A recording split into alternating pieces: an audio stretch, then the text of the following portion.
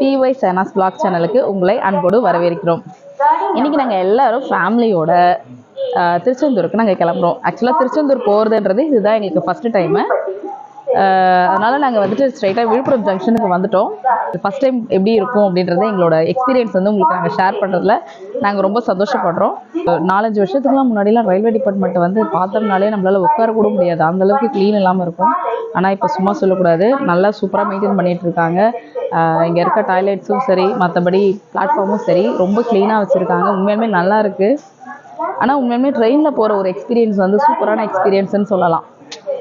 ஏன்னா வந்துட்டு நம்ம பஸ்ஸில் போகிறோம், நம்ம வந்துட்டு டெய்லியும் பஸ்ஸில் ட்ராவல் பண்ணுவோம், அப்படி இல்லைன்னா 2 வீலரில் ட்ராவல் பண்ணுவோம். ஆனால் ட்ரெயினில் வந்து நம்ம ஃபேமிலிஸோடு நம்ம ட்ராவல் பண்ணுறது இருக்குது பாருங்கள், அது ஒரு பெரிய சந்தோஷம்னே சொல்லலாம். வாழ்க்கையில் நம்ம எவ்வளோ தான் சம்பாதிச்சாலும் நம்ம குடும்பத்தோட ஒரு இடத்துக்கு நம்ம ஸ்பெண்ட் பண்ணுறோன்னா அதை மாதிரி ஒரு மகிழ்ச்சியான ஒரு விஷயம் வந்து சொல்லவே முடியாது. வாங்க இதுக்கப்புறம் வீடியோக்குள்ளே போகலாம். அனைவருக்கும் இனிய காலை வணக்கம். ஆக்சுவலாக நேற்றுக்கே நாங்கள் நிறைய வீடியோ பண்ணியிருக்கணும், எங்களால் பண்ண முடியல சில சுச்சுவேஷன்னால். இப்போ மணி வந்து காலையில் 6 ஆகிடுச்சு. நேற்று நைட்டு எப்படியும் நாங்கள் வந்துட்டு எக்ஸ்பிரஸ் பிடிச்சி நேரம் திருநெல்வேலி வந்துட்டு திருநெல்வேலியிலேருந்து பஸ் பிடிச்சி திருச்செந்தூர் வர்றதுக்கே 1.5 மணி நேரம் ஆகிடுச்சு.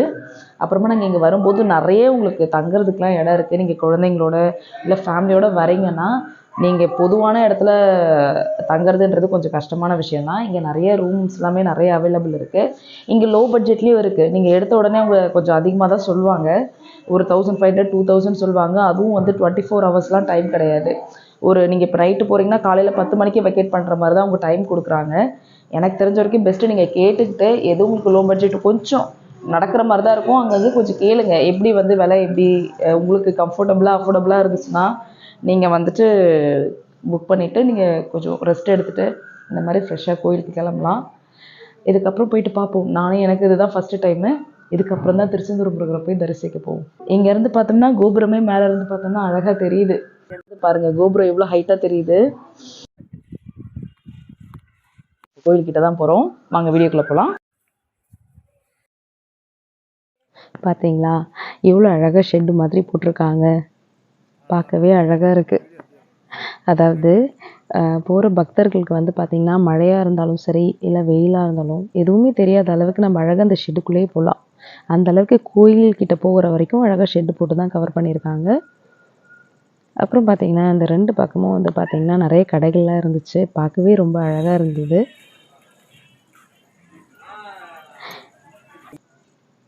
பாருங்களேன் எவ்வளோ அழகாக சாமி ஃபோட்டோஸு, சாமி கயிறு, பஞ்சாமிர்தம் எல்லாமே இருக்குங்க. அப்படியே ஆப்போசிட்டில் பார்த்திங்கன்னா நிறைய குழந்தைங்களுக்கான டாய்ஸ்லாம் விற்றுருந்துச்சு. நாங்களும் அப்படியே பார்த்துட்டு கொஞ்சம் ஏர்லியாகவே சீக்கிரமாகவே நாங்கள் சாமியை போய் பார்த்துட்டு குயிக்காகவே வந்துட்டோங்க. வந்து சாப்பிட்டு முடிச்சுட்டு வந்தோம்னா இங்கே வந்துட்டு இந்த அன்னதானம் கொடுக்குறாங்க இல்லைங்களா, அதுக்கு வந்து நம்ம நன்கொடையை நம்ம எவ்வளோ அமௌண்ட் வேணாலும் கொடுக்கலாம். மினிமம் வந்து பார்த்திங்கன்னா 100 ரூபீஸ்லேருந்து கொடுக்கலாங்க. நாங்கள் நல்லா சாப்பிட்டுட்டு, அதாவது வெண்பொங்கல் தாங்க காலைல போட்டாங்க, வெண்பொங்கல், சூடான சாம்பார், அது கூடவே ஒரு சட்னி கொடுத்தாங்க பாருங்கள், செம்மையாக இருந்துச்சுங்க. இதெல்லாம் சாப்பிட்டு முடிச்சுட்டு அங்கே போனால் ஒரு யானை, அந்த யானை பேர் வந்து தெய்வானை, அதுக்கு வந்து 25 வயசு ஆகுதுங்களாம். குழந்தைங்களாம் செம்ம என்ஜாய் பண்ணாங்க. அங்கெல்லாம் போய் எல்லோரும் செல்ஃபி எடுத்துக்கிட்டு ஃபோட்டோஸ் எடுத்துக்கிட்டு ரொம்பவே நல்லா இருந்துச்சுங்க. இன்னொரு விஷயம் சொல்லணும்னு நினச்சேன், இந்த திருச்செந்தூர் முருகர் கோவிலில் வந்து பார்த்திங்கன்னா அதாவது நவ கிரகங்களே இல்லாத கோவில் தான் இந்த திருச்செந்தூர் முருகர் கோவில். கண்டிப்பாக நீங்களும் போய் பாருங்கள். கருணை கடலே கந்தா போற்றி. நம்ம திருச்செந்தூர் கடலை வந்து பார்த்திங்கனாலே தெரியும்.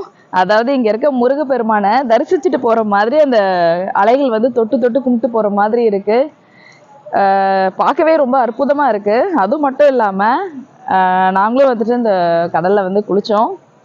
குளிக்கும் போது இங்கே ஒரு விஷயத்தை வந்து நாங்கள் கவனிக்க வேண்டியதாக இருக்குது. என்ன அப்படி பார்த்தோம்னா, நிறைய பக்தர்கள் வந்து பார்த்திங்கன்னா அவங்க குளிச்சுட்டு அவங்களோட துணிகளை வந்துட்டு இதிலே போட்டுடுறாங்க. இதனால் என்ன ஆகுதுன்னா காலில் மாட்டி கீழே விழுறாங்க. அதனால் அதை மட்டும் கொஞ்சம் தவிர்க்கலான்னு நினைக்கிறேன்.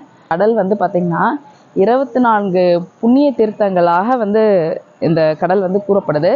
நாங்கள் வந்துட்டு நேராக வந்துட்டு காலையிலே சாமி தரிசனத்தை பார்த்து முடிச்சுட்டு இப்போ நாங்கள் கடலில் வந்து குளித்து விளையாடிட்டு இப்போ நாங்கள் கிளம்ப போகிறோம். ஆனால் எப்படி ஆக்சுவலாக அதனோட ப்ரொசீஜர் என்னென்னா, கடலில் குளிச்சுட்டு அதுக்கப்புறம் அந்த நாழிக்கிணறுல போய் குளிச்சிட்டதுக்கப்புறமா தான் கோயிலுக்கு போகணுன்றது அது ஒரு முறை. கோவிலோட வரலாறு பற்றி நான் சொல்கிறேன். இந்த கோவில் வந்து பார்த்திங்கன்னா 2000 ஆண்டுகளுக்கு ரொம்ப மிக பழமையான கோவில்னு சொல்லப்படுது. அது மட்டும் இல்லாமல் இந்த கோவில் வந்து பார்த்திங்கன்னா கிழக்கு புறம் வந்து கடலை பார்த்த மாதிரி இந்த கோவில் வந்து அமைஞ்சிருக்கு. ஆனால் அதனோட கோபுரம் வந்து அதாவது கிழக்கு பக்கம் கடல் இருக்கிறதுனால அங்கே இல்லை அதனோட ராஜகோபுரம். அதனோட ராஜகோபுரம் வந்து பார்த்திங்கன்னா மேற்கு புறம் மட்டும்தான் இருக்குது. ஆனால் அந்த ராஜகோபுரத்தில் வந்து இப்போ அனுமதி கிடையாது. வருடத்திற்கு ஒரு முறை வந்துட்டு சாமிக்கு வந்துட்டு ஒரு உற்சவம் நடத்துவாங்களாம். அன்னைக்கு ஒரு நாள் மட்டும்தான் வந்துட்டு அந்த கோபுரம் வந்து திறந்திருக்கும். மற்ற நாட்களில் வந்து பார்த்திங்கன்னா அந்த இடத்துல வந்து யாருக்குமே வந்து அனுமதி கிடையாது. அதனால இந்த கோவிலோட அமைப்பு வந்து கிழக்கு பார்த்த மாதிரி அமைஞ்சிருக்கு. அது மட்டும் இல்லாமல் எப்படி சொல்கிறது, இந்த கோவில் வந்து பார்த்திங்கன்னா நமக்கு கோடி கண்கள் போதாது, அந்த அளவுக்கு அது உள்ள வந்துட்டு அவ்வளோ ஒரு அழகு நிறைந்த ஒரு கோவிலாக இருக்குன்னு சொல்லலாம். இந்த கோவில் உள்ள பார்த்திங்கன்னா நம்ம எல்லா சுவாமி சிலைகளையும் நம்மளால் வந்து தரிசிக்க முடியும். இது உள்ள பார்த்திங்கன்னா பெருமாள் இருக்காங்க, அவங்க பக்கத்துலேயே வந்து கஜலட்சுமி இருக்காங்க, அதுக்கப்புறம் விநாயகர், பஞ்சலிங்கமும் இருக்குது. அதுக்கப்புறம் வந்துட்டு முருகர் வந்து இந்த பத்மனை வந்துட்டு சூரசம்ஹாரம் பண்ண அந்த காட்சியோட வந்து முருகர் வந்து நம்ம பார்க்க முடியும். அதுவும் இருக்குது. இதில் இன்னொரு ஒரு சுவாரஸ்யமான விஷயம் என்னன்னு பார்த்தீங்கன்னா, வீரபாண்டிய கட்டபொம்மன் வந்து ஸ்ரீ ஜக்கம்மாவையும் ஸ்ரீ செந்தில்நாதரையும் வணங்கினதாக அங்கே வந்து குறிப்பிடப்பட்டிருக்கு. மொத்தம் வந்துட்டு பார்த்திங்கன்னா 33 பீடங்கள் வந்துட்டு ஒரு கண்ணாடி பழையில் வந்துட்டு போட்டு அங்கே பாதுகாப்பாக வச்சுருக்காங்க. முக்கியமாக இந்த கோவிலுக்கு வந்து பார்த்திங்கன்னா 2 புறம், அதாவது வந்து தேவசேனா, அதாவது தெய்வானை அம்பாலும் வள்ளி அம்பாலையும் நம்ம வந்து தரிசிக்கலாம். அது மட்டும் கிடையாதுங்க, நம்ம இந்த கோவிலுக்கு வந்து நுழையும் போது வந்து பார்த்திங்கன்னா நம்ம மொபைல் எல்லாமே நம்ம கொடுத்துட்டு தான் போகணும். ஒரு மொபைலுக்கு வந்து பார்த்திங்கன்னா 5 ரூபா சார்ஜ் பண்ணுறாங்க. நீங்கள் எத்தனை மொபைல்ஸ் எடுத்துகிட்டு போகிறீங்களோ அத்தனை மொபைலை கொடுத்துட்டோம்னா நமக்கு டோக்கன் கொடுப்பாங்க. நம்ம அதுக்கப்புறம் சாமிக்கிட்டெல்லாம் உள்ளெல்லாம் வந்து பார்த்திங்கன்னா கேமராஸோ அதுக்கப்புறம் மொபைல்ஸோ அதெல்லாம் எதுவுமே அலோடு கிடையாது. முக்கியமாக கோயிலுக்கு போகும்போது ஆண்கள் வந்துட்டு அவங்களோட சட்டையையும் பனியனையும் கழட்டிட்டு தான் போய் தரிசனம் பண்ணணும். அது வந்து இந்த கோவிலுடைய ஒரு ரூல்ஸ். கண்டிப்பாக அதை நம்ம எல்லோரும் ஃபாலோ பண்ணி ஆகணும்.